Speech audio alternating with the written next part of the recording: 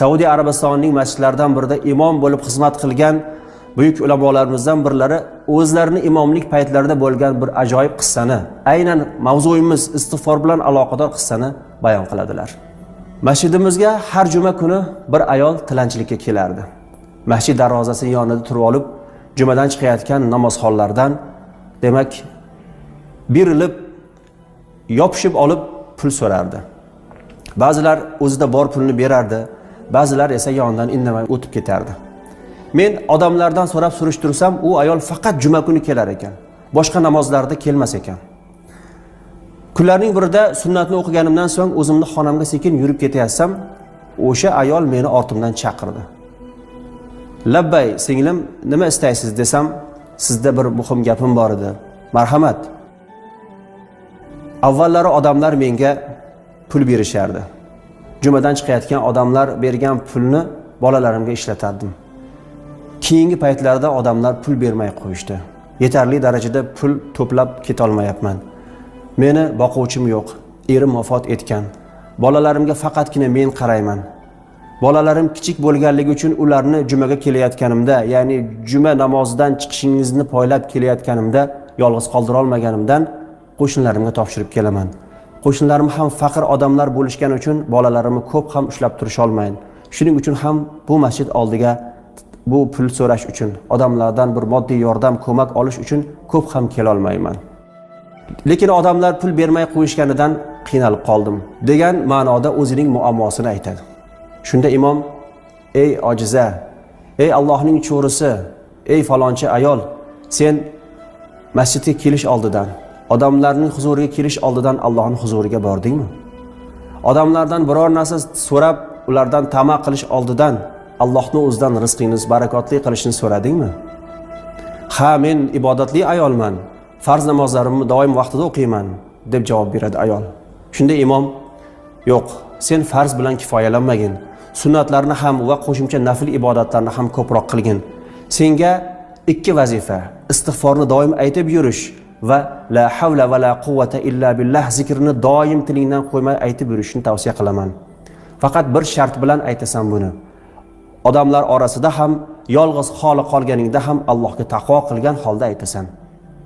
Inshaalloh tez fursatda samarasini ko'rasan", dedim. Ayol qanoat hosil qilgandek bo'lib uyiga qaytib ketdi. Keyingi juma namozidan so'ng surishtirsam, o'sha ayolning kelmaganini aytishdi. Ikkinchi haftaning jumasida ham u ayol masjidimizga pul so'rash uchun tashrif buyurmaganligidan xabar topdim. Uchinchi juma ham kelmaganini bilganimdan so'ng ayolning uyini surishtirib, odamlardan so'rab ayolning uyini topdim va borsam uyi berk ekan. Qo'shnilardan so'radim. Bir qo'shni ayol chiqib, "Shu qo'shnimiz bechora faqir, kambag'al edi, ko'chib ketishdi", deb javob berdi. Men hayron bo'ldim. Axir u faqir bo'lsa, bolalari norasida kichik bo'lsa, qayerga ko'chib ketadi? Bundan boshqa uyi bormi? Shunda haligi qo'shni ayol aytayapti: "Subhanalloh. Kunlarning birida bu ayol istig'for aytish va la havla va la quvvata illa billah zikrini aytishni o'ziga odat qilib olganini biz bildik. U bu zikrlarni farzandlari bilan birgalikda aytardi. Namozxon bo'lib uydan chiqmay ibodatga berildi. Ana shunday kunlarni o'tkazayotgan paytda amakisining o'g'li kelib eshigini taqillatadi. Onasi bilan keladi va o'rtada sovchilik bo'ladi. Haligi yigitga turmushga chiqib, shu bilan o'sha yigitning uyiga ko'chib ketishdi. Allohga qasamki, o'sha sovchi bo'lib kelgan yigit nafaqat Riyoz shahridagi, balki Saudiya Arabistonidagi eng boy badavlat yigitlardan, uyi ham eng hashamatli qasr monand uylardan biri edi, deb qo'shnisi javob beradi. Surishtirib, o'sha yigitni, demak, telefon raqamini topdim va unga qo'ng'iroq qildim. Haligi yangi kuyov meni ovozimni eshitdi-da, "Siz haligi ayolim aytgan imom bo'lsangiz kerak. Siz haqingizda menga ayolim juda huzurlanib, shavq va zavq bilan gapirib berdi. Qani menga aytingchi, u uylanish masalasi, uylanish voqeasi qanday ro'y berdi?" "Ey imom, men haqiqatda badavlat yigitman. Bir kuni uxlab yotsam, kimdir meni uyg'otdi. Ey falonchi, o'rningdan tur. Falon joyda bir beva ayol bor. O'sha ayolning farzandlarini bag'ringga ol. Unga otalik qil. ayolga Alloh taolo senga ato qilgan ne'matlardan ham bergin, ehson qilgin degan ovoz keldi. Cho'chib uyg'ondim va onamdan, singillarimdan so'radim. O'sha ayol, shunaqa ayolni tush ko'rdim. Yordam berishim kerakligi haqida menga bir xabar keldi. Siz ayolni taniysizmi desam, ha, qarindoshimiz bo'ladi uzoqroq. U eri falon vaqtda vafot etgani uchun beva qolgan, norasida yetimlari bor. Onajon, xo'p desangiz birgalikda o'sha ayolni ko'rib kelsak. Mayli o'g'lim deb bozordan yeguliklar, ichimliklar sotib oldikda o'sha ayolning uyiga ko'rgani bordik. Haqiqatda faqir, xaroba bir uyda juda ham qiyin ahvolda yashardi. Borganimizdan so'ng ayolning holidan, demak qanday yashashdan xabardor bo'lganimdan so'ng suhbat tugatib, mehmondorchilik qilgandan so'ng tashqariga chiqdik. Shunda onam menga, "Ey o'g'lim, mana shu bechora ayolga uylansang, farzandlarini bag'ringga olib, ularga otalik qilib mehr bersang, ularni ko'zini quvontirsang bo'lmaydimi? Qara, o'zi ham xushbichimgina ayol ekan" deb qoldilar.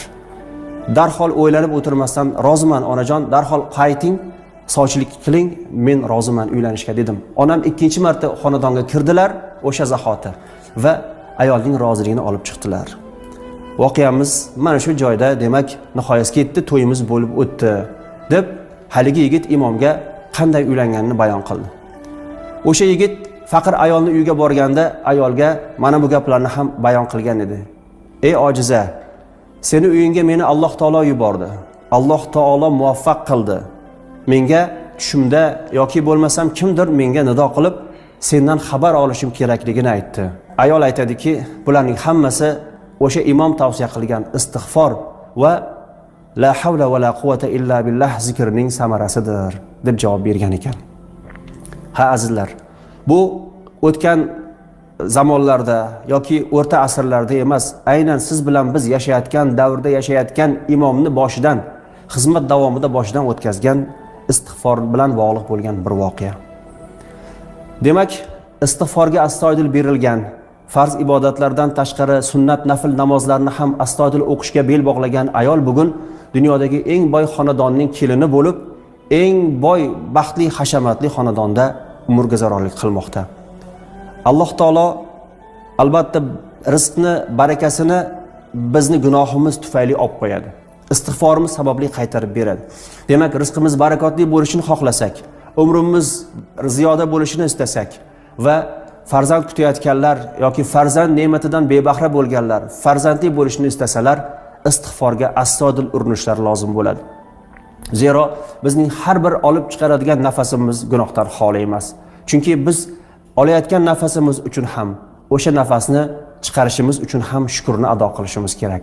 Shukrni ado qilmaganimiz esa bizning gunohimiz, xatoyimiz hisoblanadi. Buning uchun esa tinmay to'xtovsiz istig'for aytishimiz lozim va lobud ishlardandir. Alloh taolo bizni tillarimizni doimo o'zining zikriga mashg'ul qilsin.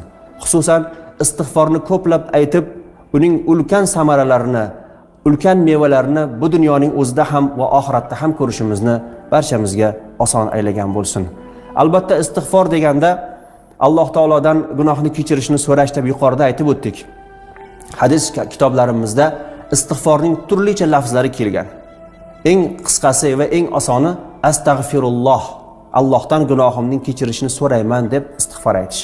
Undan keyin astag'firulloh al-azim. Buyuk Allohdan gunohimni kechirishini so'rayman degan lafz ham kelgan. Yana bir lafz astag'firulloh al-azim allazi la ilaha illa huval hayyul qayyum va atubu ilayh. Buyuk Allohdan gunohimni kechirishini so'rayman va unga tavba qilaman mazmunidagi istig'for. Yoki bo'lmasam payg'ambarimiz sollallohu alayhi va sallam sahoba ikromlarga o'rgatgan sayyidul istig'for bor. Istig'forlarning sayyidi deyiladi. Bu demak hadis kitoblarida, tarix, siyrat kitoblarimizda yozilgan. Buni bemalol internetdan topib, o'qib, o'rganib, yodlab olsak maqsadga muvofiq bo'ladi. Qaysi bir banda gunoh sodir etganda tahoratni yaxshilab olib, qiblaga yuzlanib, ixlos bilan 2 rakat nafl namoz o'qib, ya'ni tavba namozini, namozdan so'ng Alloh taolodan gunohini kechirishini so'rasa, albatta Alloh taolo u bandaning gunohini kechiradi deb payg'ambarimiz alayhisolatu vasallam marhamat qilganlar. Alloh taolo barchamizni gunohimizni kechirsin, o'zining hidoyatida sobit qadam qilsin. Tillarimiz doimo o'zining zikriga, shukriga, xususan istig'forga mashg'ul bo'lishini, qalblarimiz esa qilgan gunohlarimizga nadomat o'ti bilan yonib, qilgan gunohlarimizga, xatolarimizga, ayb va nuqsonlarimizga umrimizning so'ngigacha boshqa qaytmasdan to'g'ri yo'lda, taqvo yo'lida hayot kechirib borishimizni barchamizga oson aylasin.